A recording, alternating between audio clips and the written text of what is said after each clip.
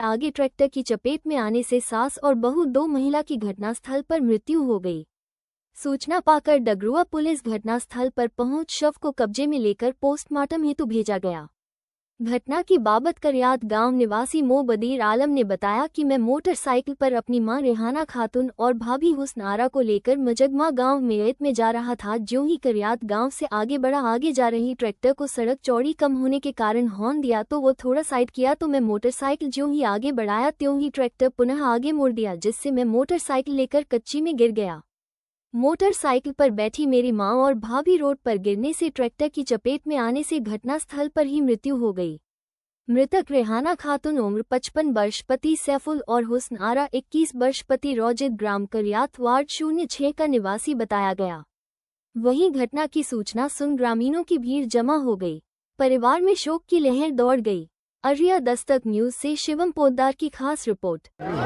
ये लगभग 8:15 बजे का घटना है। हमारे करयात गांव के जो है कि सैफुल नाम के व्यक्ति हैं, उनके पत्नी और उनकी बहू जो है रिश्तेदार के यहाँ जा रही थी। इधर से ट्रैक्टर जा रहा था, ईटा का गाड़ी जो है, ईटा का गाड़ी में टकराने की वजह से जो है कि ऑन स्पॉट दोनों की मृत्यु हो गई है। इसको लेकर आप क्या कहना चाहेंगे प्रशासन को? प्रशासन से कहेंगे कि मतलब अविलंब इसको जो है कि सरकारी जो मुआवजा होता है मुआवजा दिलाने का प्रयास करें, जितना त्वरित समय में, कम समय में हो। और बाकी सरकार से नीतीश कुमार की सरकार है और उससे आगाह करेंगे कि इस रोड का चौड़ीकरण होना बहुत ज़रूरी है। ये आज़ादी के बाद से आज तक सभी जो है कि नेता जो है, चाहे विधायक हो या सांसद हो, बुर्बक बना के वोट तो ले लेते हैं, लेकिन काम के नाम पे कुछ नहीं करते हैं। इस रोड का चौड़ीकरण होना अति आवश्यक है। इसके वजह से डेली आए दिन कुछ ना कुछ घटना होती रहती है। आज से पहले कुछ दिन पहले सुने होंगे कि वहाँ मदरसा के पास भी घटना हुई, वहाँ भी लोग की मृत्यु हो गई। और यहाँ आज एक ही परिवार के 2 लोगों की मृत्यु हो गई है, जो काफ़ी दर्दनाक हादसा हुआ है। और इस रोड में बहुत सारे मक्का का व्यापारी है जो गोदाम वगैरह लेके हैं और रोड में पूरे जाम किया हुआ रहता है, इसलिए रोड का चौड़ीकरण बहुत होना जरूरी है। और इस बार हम लोग टौली, ये रोड जो है आती है बरसौनी चौक से लेकर दुवेली तक जाती है, जिसकी लंबाई जो है 20 से 22 किलोमीटर है। और आने वाला विधानसभा चुनाव में अगर हमारे जितने भी जनप्रतिनिधि जो विधायक प्रत्याशी होंगे इस रोड के बारे में अगर आवाज़ बुलंद नहीं किए, ये रोड अगर नहीं बनी विधानसभा चुनाव से पहले, तो हम लोग इस क्षेत्र में जितने भी पंचायत आते हैं, टौली, दुवेली, चालो, मथौर, जो है कि हम लोग सभी, जो हरखेली पंचायत है, हम लोग सभी जो है वोट का बहिष्कार करेंगे। वोट नहीं, रोड नहीं तो वोट नहीं। क्या परिचय हुआ आपका? मेरा नाम मोहम्मद मुजफ्फर हुसैन, मुखिया प्रतिनिधि ग्राम पंचायत चालो। मैं इसको लेके ये कहना चाह रहा हूँ कि ये रोड जो है करीब 3-4 पंचायत को जोड़ने वाली रोड है और ये रोड NH 31 में जाती है, जिसके वजह चौड़ीकरण नहीं होने की वजह से बार बार इसमें जो है दुर्घटना होती है।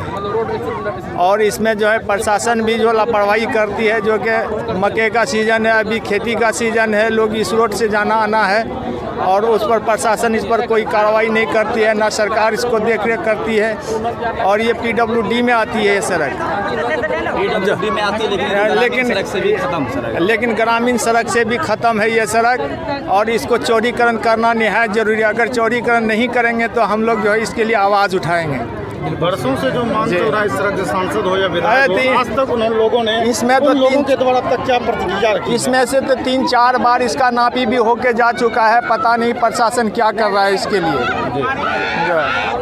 क्या परिचय हुआ सर आपका? मेरा परिचय मोहम्मद सरफुद्दीन, पंचायत समिति सदस्य इचाला। डगरुआ थाना क्षेत्र के करयात में सास बहू की ट्रैक्टर के रौंदने से मौत हो गई। इस घटना पर आप पहुंचे, इसको लेकर आप सरकार से क्या अपील करना चाहेंगे और क्या मांग है? देखिए, इस युग में ख़ास तौर पर अभी जो गाड़ी घोड़ा की संख्या बड़े पैमाने पर बढ़ गई है, इसमें मोटरसाइकिल की तादाद ज़्यादा हो गई है। उसके बाद गाड़ी 4 चक्का भी हो गया, टेम्पू भी हो गया, टोटो भी हो गया, ट्रैक्टर भी हो गया। ये तमाम गाड़ी बहुत बड़े तादाद में बढ़ी है। आबादी के हिसाब से जो ये गाड़ी घोड़ा की संख्या बढ़ी है, उस हिसाब से ये सड़क जो हम लोग देख रहे हैं, तो ये सड़क जब जिस ज़माने में बना है, 22 का 2 ही सड़क था। NH को छोड़ दें तो 2 ही सड़क था। एक था 22 से अमोर जाने वाली सड़क, पक्की था, वो भी सिंगल था। और एक सड़क ये बरसोनी से महमदिया सड़क नाम है इसका, बरसोनी से टौली रौती चौक तक ये सब जाता है ये सड़क।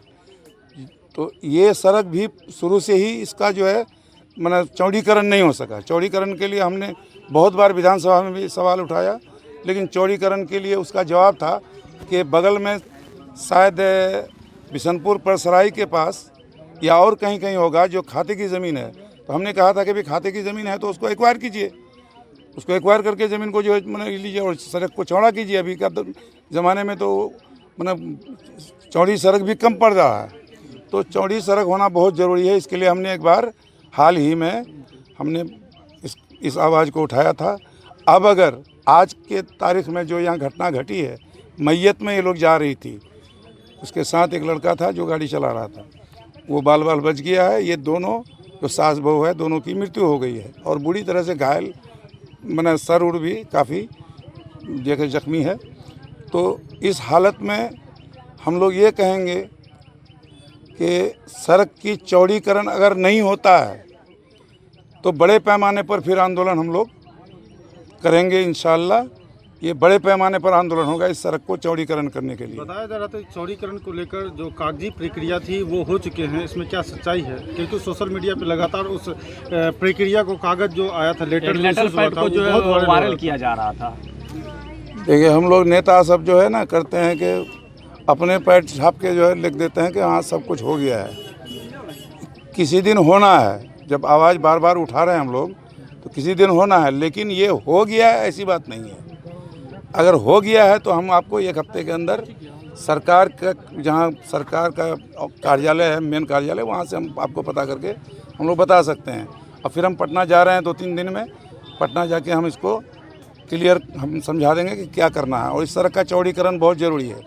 और ये जो जिसके यहाँ मौत हुई है वो मैयत में जा रही थी, ये दोनों, और मैयत में जा रही थी और इसके यहाँ लोग मैयत में आएंगे तो बहुत अफसोसनाक हादसा है, बहुत दर्दनाक हादसा है। तो हम लोगों ने सलाह दिया है कि जो पोस्टमार्टम का प्रक्रिया है इस एक्सीडेंट दुर्घटना में, तो इस प्रक्रिया को होने दिया जाए, क्योंकि इसमें 2 तरह का लाभ होता है।